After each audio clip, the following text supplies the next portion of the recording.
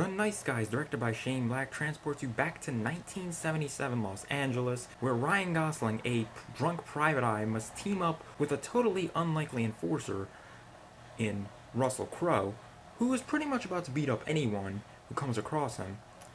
And the two must work together to solve a case of a missing girl, Amelia, and find out if the famed porn star Misty Mountains truly did commit suicide in this film noir-esque comedy. I will say this movie, I was not even expecting to go see this movie, and I was like, you know what, I'm gonna go see this movie, we'll see, hopefully it's decent enough. And this was a delightful surprise. The acting was great. The comedy, it's not like one of those die-hard, laugh-out-loud comedies, but it does use a lot of smart humor, and I really enjoyed it in this film. And Ryan Gosling, I think, stole the show in this movie. Russell Crowe was great, but Ryan Gosling was hilarious in this movie. Stole every scene, I think.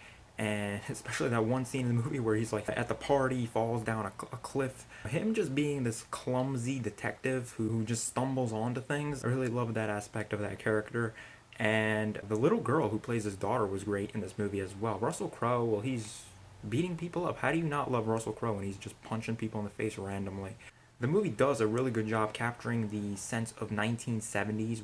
We hear this through the music, the clothing, the hairstyles. I was really involved with the characters, really cared about the characters. I liked Ryan Gosling, like I said, Russell Crowe, the daughter. I thought those were the three characters of the movie that I really like. And the back and forth between Russell Crowe and Ryan Gosling, the comedy is just, it's very entertaining. Whereas the story, once we go, it gets a bit more serious and we get to the story, it just kind of falls off a little bit because I don't really care about the story that much. It seemed like there was more emphasis on trying to land the jokes in the movie than to actually focus on the story. One half of the movie we're chasing after this girl Amelia, but at the same time we're trying to investigate the murder of this porn star. Just, I felt that was a bit too much. It just gets a little bit cluttered and all over the place, and it's a little bit hard to follow the plot of this movie. But luckily, the comedy and Russell Crowe and Ryan Gosling's performance are enough to save this movie. That you don't really care about the story, but at the same time, you can still enjoy the movie. Characters were well developed, and it's it's a movie that's very enjoyable to watch. It's the story that's just lacking. The ending, it just didn't feel resolved to me. And I think that Russell Crowe and Ryan Gosling did a really great job in this movie. The chemistry is great between the two.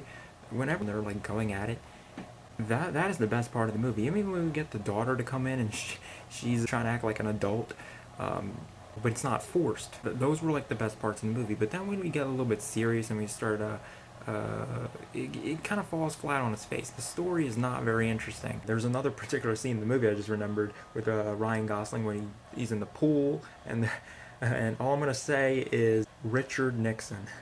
That was the most funniest part of the movie, I think, that Richard Nixon scene. If you're thinking about whether you should go, trying to see a comedy or just any movie in general right now, I'd say this movie. Neighbors 2 wasn't even that funny, but this movie was actually funny. I didn't know whether I was going to get any laughs out of this movie. I just wanted to go see a good movie set in the 1970s because, it's an interesting time period. Shane Black doesn't do too many movies, but I thought, let's check this movie out. He's doing Predator 4. Let's see what he's capable of doing. And this movie was solid. Story, bit weak. Definitely could be better. It felt like I've already seen something like this before. We have the death of some porn star. An unlikely duo teams up. They gotta investigate. Somehow the parents of the dead porn star are hiding something. They're not telling everything to the authorities. It just seems like they took a page from Lethal Weapon in this movie, but I definitely got my money's worth going to see The Nice Guys. It's a movie I do see myself watching again. The story, though, I think that is the biggest problem with this movie. Just too many things happening, not much explanation. Otherwise, this movie is very witty. It throws this dark slapstick comedy at you, and that is what works in this film. And for that reason, it is an enjoyable movie that I do recommend people go check out because it has some solid pieces of work in it. So for that reason, I'm going to be giving The Nice Guys a B-.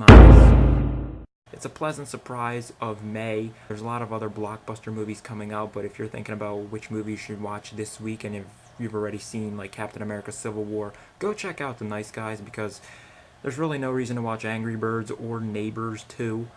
Both movies are just not all that good. In fact, I'd rather watch Angry Birds than Neighbors 2. Neighbors 2 is just horrible. Not even funny at all. Nice Guys, solid piece of work. Go check it out if you have time and you just want to see a solid film. So that is my review of The Nice Guys. If you have seen this movie, comment down below what your thoughts were on the movie. Did you enjoy this movie? What were some of the problems you thought the movie had, if there were any?